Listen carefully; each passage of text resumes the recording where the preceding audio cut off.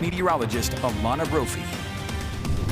Looking forward to seeing Brian tonight. We started off the work week with that cold front and some unsettled conditions. Different story from the weekend. Live view from West Valley. As you look towards the Wasatch, you see the cloud cover. Some light rain coming down here at the ABC4 studios, and you've probably seen a shower today. Forewarned radar sweeping the region. You can see towards Snowville, just starting to taper off near Logan, and then Brigham City still has a little bit of activity, so some light showers. Picking up more over towards Vernal in the Basin and Uinta County, near Castle Country, over I-70 towards Green River, Hanksville, and then near Iron and Washington counties, as well as Beaver County, Delta to Milford to towards the I-70 corridor. We do have some showery activity there. This cold front bringing in a cooler air mass and, of course, allowing for us to capitalize on the moisture. Now, the parent system tied to that cold front is further north, which is why we started zoomed out, but you see how it's going to track through Utah and exit to the east. We watch in the last few hours if we've increased when it comes to wet weather potential and coverage. Live view from eastern Utah,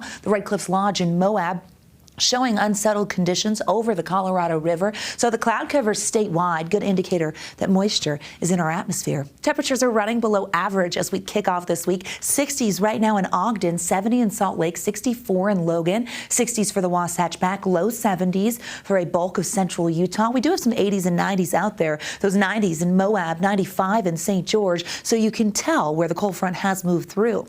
It's done its job, though, impacting those daytime highs. And as we look at our 24-hour temperature change, we see the biggest drop here in Ogden, Salt Lake. It was 15 degrees cooler at this time yesterday. Okay, that changes things a little bit, right? We see cooler temperatures in central Utah, but it has not yet moved into the south. 70s turning to 60s with mostly cloudy conditions. Can't rule out the chance of a shower as we get through the remainder of the evening, but a lot of that energy is going to want to focus in a different part of the Beehive State. Futurecast shows us that. There's the front and a lot of that energy in eastern Utah as we get towards 8 p.m. Behind the cold front, a more westerly or northwesterly flow that will keep our temperatures at bay. Will be seasonal for tomorrow. Notice how the front exits to the east, won't reach lower Washington County, but we will see some cloud cover and cooler air as we head into our Tuesday. But then things get quiet, almost sleepy on the Futurecast. Hello, it's because this ridge of high pressure sets up and acts as a storm block. So dry conditions, here we are into Wednesday, sticking around. Our upper level Futurecast shows us the ridge of high pressure that's going to build. You may remember, we forewarned you last week about this ridge moving into the west and really taking over. And it does just that, apex of the ridge on Thursday. So this is the middle of it when we're expecting the highest heat. And that's the day we'll see it in St. George. Forewarning you now, lower Washington County will see those highs really spiking. Now, high pressure will continue to influence us.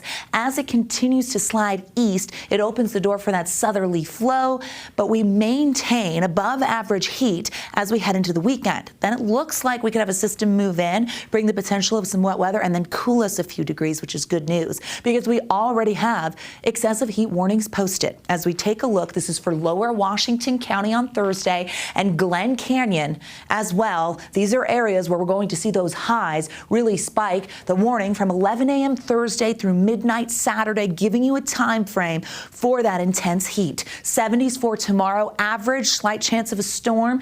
80s and 90s down south, knocking on the door of the century mark with our first triple-digit day of the year going Wednesday. Stuck with that last week. I'm going to stay with it. There's that high heat Thursday, and we stay above 100 for a stretch of days in southern Utah. Dangerous heat, you're going to want to take precautions. Wasatch Front shows a seasonal day Tuesday, and then we jump. I go upper 90s by Thursday. Isolated showers Sunday and Monday. Who's going to crank the thermostat? It's coming for the middle of the week. Now we've got cooler conditions, and we'll continue to track that wet weather. Sports is right after the break.